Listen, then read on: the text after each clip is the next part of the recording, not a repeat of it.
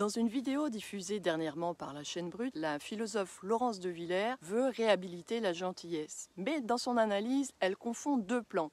Et je pense que ça pose un problème. Je reprends les propos qu'elle soutient dans cette vidéo. Pour elle, la gentillesse, ça n'est pas être mou, c'est une force. C'est défendre des principes avec courage et fermeté, mais sans écraser ni humilier. Alors, je partage l'idée que la gentillesse, c'est une attitude précieuse pour la vie en société, pour procurer du bien-être et faciliter les relations entre humains. Mais ce que Laurence de Villers appelle gentillesse recouvre aussi ce qu'on appelle bonté.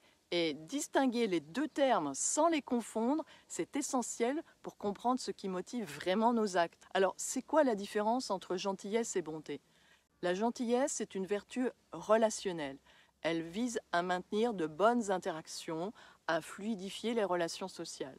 La bonté, c'est une vertu morale qui vise à agir selon ce qui est juste, même si cela dérange. Le problème, c'est qu'en parlant de la gentillesse comme si elle avait toujours de la profondeur morale, on la confond avec la bonté et on brouille les repères. Si tout acte bon et courageux devient une gentillesse, les mots perdent leur spécificité et ça produit de la confusion qui elle-même nous empêche d'y voir clair dans nos motivations et nos actions.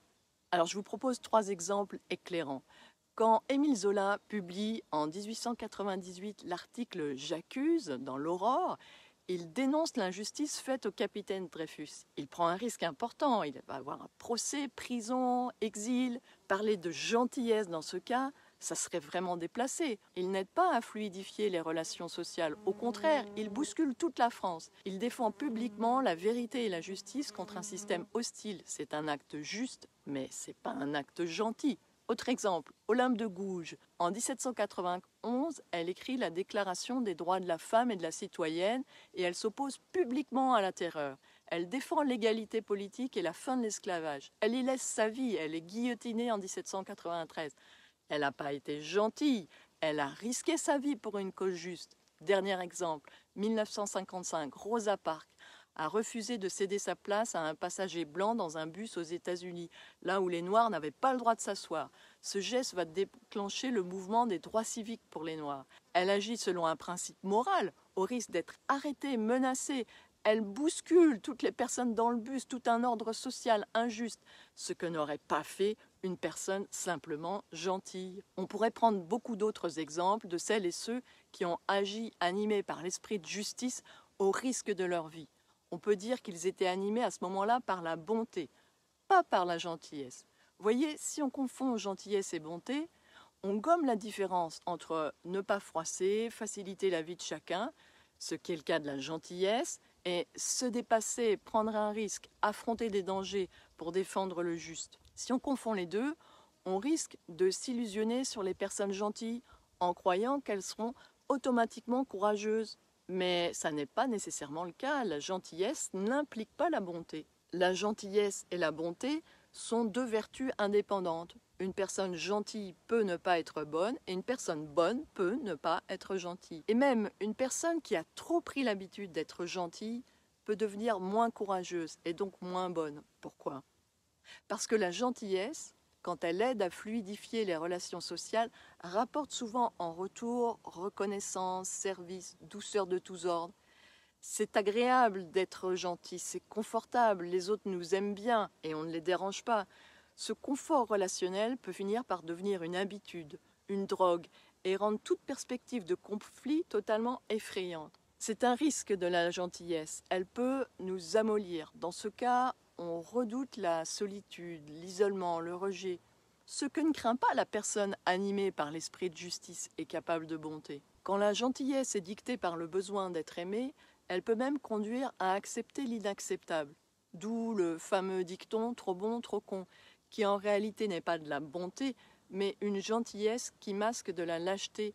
Il arrive que des personnes gentilles acceptent d'être maltraitées pour éviter la solitude. La personne bonne, en revanche, affronterait celle qui la maltraite, au risque du conflit. Un autre risque de la gentillesse, elle peut être manipulatrice. Lorsqu'on est gentil, on obtient ce qu'on veut facilement, avec peu d'efforts. Il suffit d'être poli, de demander les choses avec un sourire. Dans ce cas du gentil par intérêt, il cessera brusquement d'être gentil si on ne répond pas à son attente. On voit ainsi certaines personnes montrer un visage dur et brutal et agir avec violence derrière le masque de la gentillesse. J'ai parlé de ça dans ma vidéo sur la bienveillance toxique. Donc la gentillesse, elle a belle apparence, elle est agréable, mais attention, elle peut facilement cacher de la lâcheté ou de la manipulation. Alors, pour conclure, l'enjeu, c'est pas de choisir entre être gentil ou être bon, mais c'est de savoir reconnaître laquelle de ces vertus guide nos actions à un moment donné.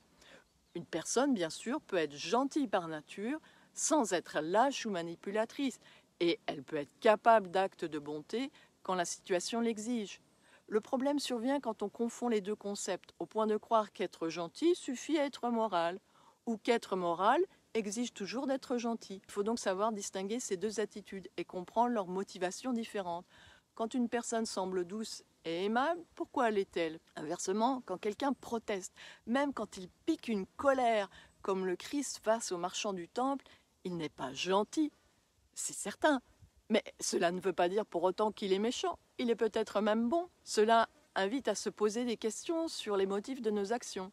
Quand j'agis, est-ce que je cherche d'abord à être aimé, à obtenir quelque chose, à simplement rendre les relations agréables, ou encore à être juste?